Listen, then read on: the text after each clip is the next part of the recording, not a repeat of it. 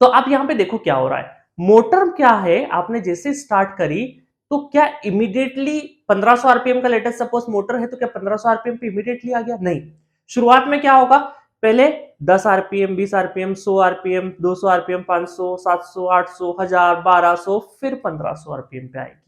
तो धीरे धीरे धीरे धीरे धीरे, और साउंड भी करते हुए आता है मोटर का, है ना, और फिर एक कांस्टेंट साउंड आता रहता है।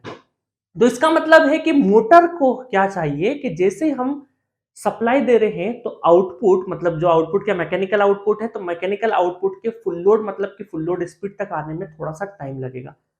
ऐसा ट्रांसफॉर्मर में नहीं था। ट्रांसफॉर्मर में क्योंकि कोई भी फिजिकली, है ना, या बोल सकते कोई भी एयर गैप नहीं था ट्रांसफॉर्मर के अंदर, और ट्रांसफॉर्मर में कोई भी रोटेटिंग मैकेनिज्म नहीं था। इस वजह से प्राइमरी पे जैसे ही आप सप्लाई देते थे, इमीडिएटली इंस्टेंटेनियसली सेकेंडरी पे रिफ्लेक्ट कर जाता था। बट चूंकि इंडक्शन मोटर में एयर गैप है, मैकेनिकल मूवमेंट है, तो हम ये बोल सकते हैं कि वो जो मैकेनिकल मूवमेंट है, it take some time to achieve full load capacity या full load at rated speed.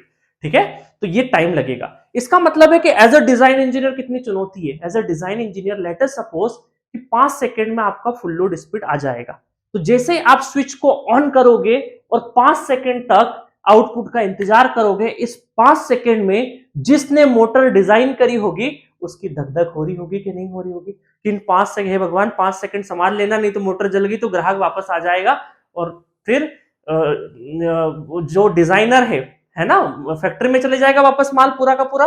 और फिर किसकी जिम्मेदारी होगी? जो डिजाइन इंजीनियर था कि आपने कैसे पास कर दी, आपको डिजाइन ध्यान रखना चाहिए था कि 5 सेकंड झेल नहीं पा रही है मोटर। तो इसका मतलब है डिजाइन इंजीनियर को बहुत ध्यान रखना पड़ता है उस 5 सेकंड में कि जब मोटर स्टार्ट होगी और जब तक मोटर अपनी फुल लोड कैपेसिटी से नहीं रन कर जाए, इस बीच में कोई भी पैरामीटर अफेक्ट बहुत ज्यादा सीवियर नहीं होना चाहिए, तो डिजाइन का ध्यान रखा जाएगा। इस वजह से पूरी इंडक्शन मोटर को हम 2 हिस्सों में डिवाइड करके पढ़ते हैं।